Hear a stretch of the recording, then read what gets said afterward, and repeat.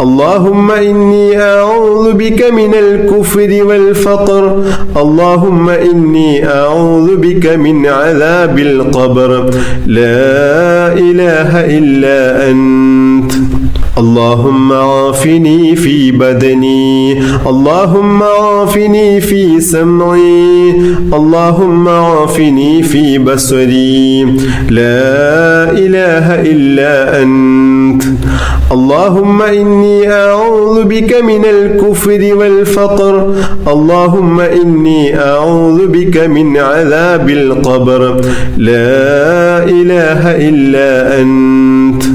ഇനി നമ്മൾ ചൊല്ലാൻ പോകുന്നത് ഒരു കൂട്ടം വളരെ മഹത്വമേറിയ ദിക്റുകളാണ്.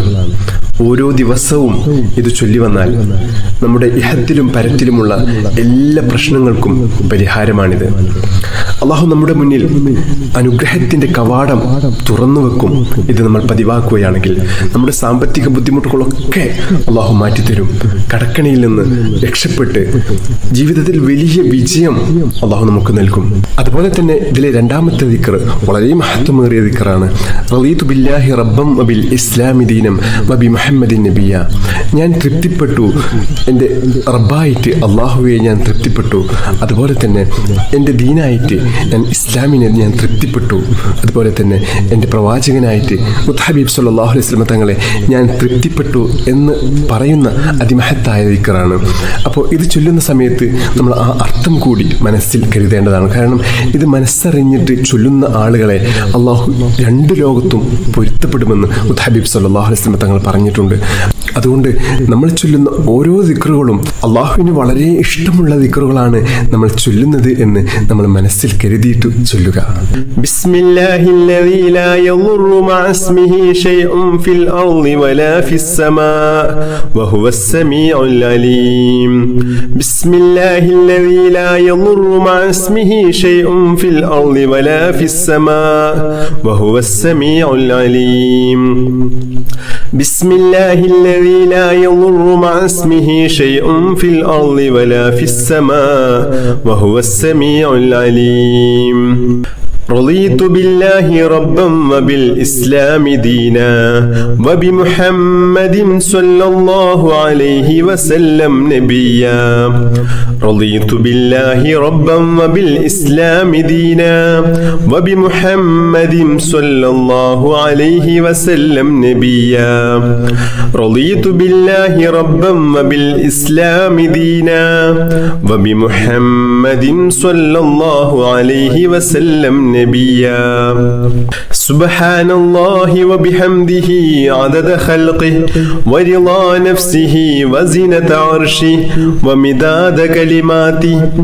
سبحان الله وبحمده عدد خلقه ورضا نفسه وزنة عرشه ومداد كلماته. سبحان الله وبحمده عدد خلقه ورضا نفسه وزنة عرشه ومداد كلماتي. اللهم إني أصبحت أشهدك وأشهد حملة عرشك وملائكتك وجميع خلقك أنك أنت الله لا إله إلا أنت وحدك لا شريك لك وأن محمدا عبدك ورسولك.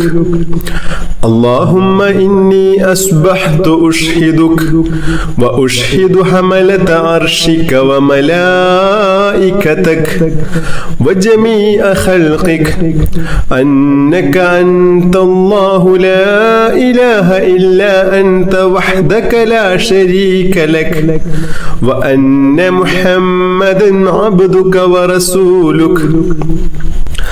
اللهم إني أصبحت أشهدك وأشهد حملة عرشك وملائكتك وجميع خلقك أنك أنت الله لا إله إلا أنت وحدك لا شريك لك وأن محمدا عبدك ورسولك.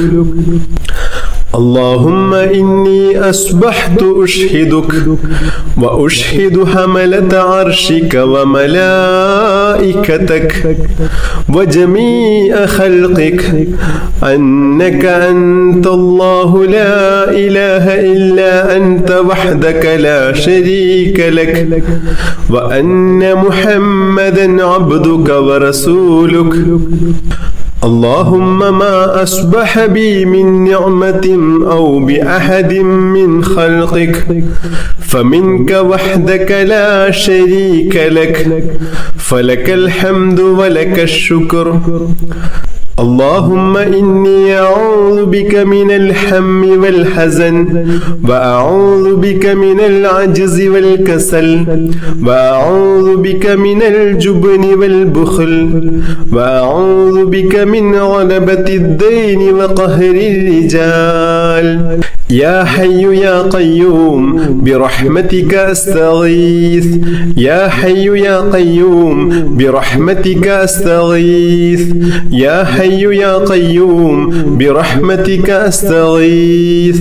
اللهم عالم الغيب والشهادة فاطر السماوات والأرض رب كل شيء ومليكه أشهد أن لا إله إلا أنت أعوذ بك من شر نفسي ومن شر الشيطان وشركه.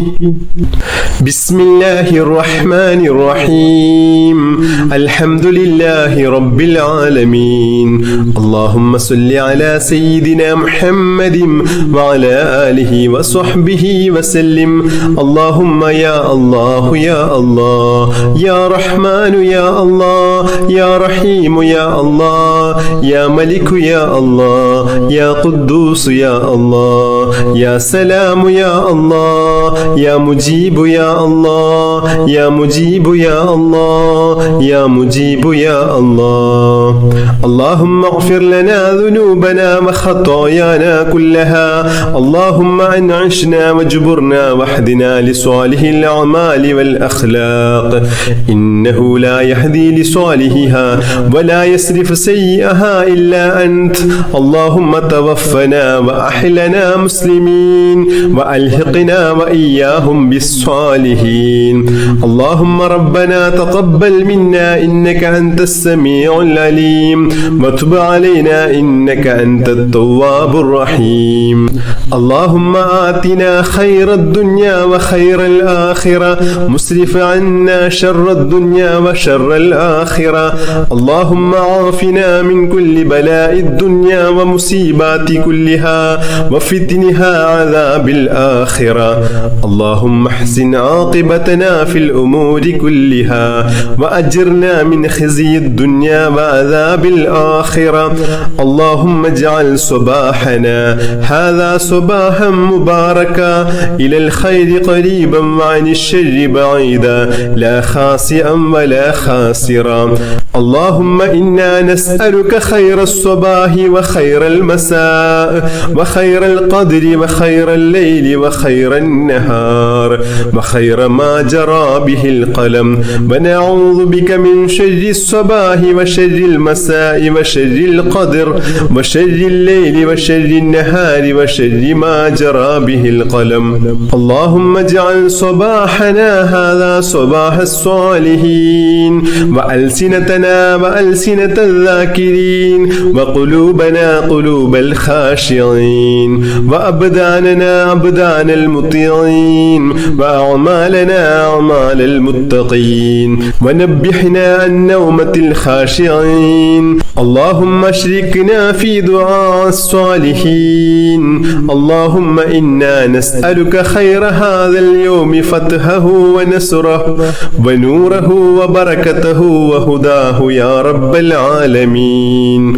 اللهم اجعل آخر كلامنا وكلام والدينا عند الموت قول لا إله إلا الله. توفنا وأحلنا مسلمين وألحقنا وإياهم هم بالصالحين اللهم ربنا آتنا في الدنيا حسنة وفي الآخرة حسنة وقنا عذاب النار اللهم ربنا تقبل منا إنك أنت السميع العليم وتب علينا إنك أنت التواب الرحيم آمين برحمتك يا أرحم الراحمين صلى الله تعالى وسلم على خير خلقه سيدنا محمد النبي الأمي وعلى آله وصحبه وسلم سبحان ربك رب العزة عما يصفون وسلام على المرسلين والحمد لله رب العالمين بحق صلى الله على محمد صلى الله عليه وسلم صلى الله على محمد صلى الله عليه وسلم اللهم صل على محمد يا رب صل عليه وسلم بحق جميع الأنبياء والمرسلين والحمد لله رب العالمين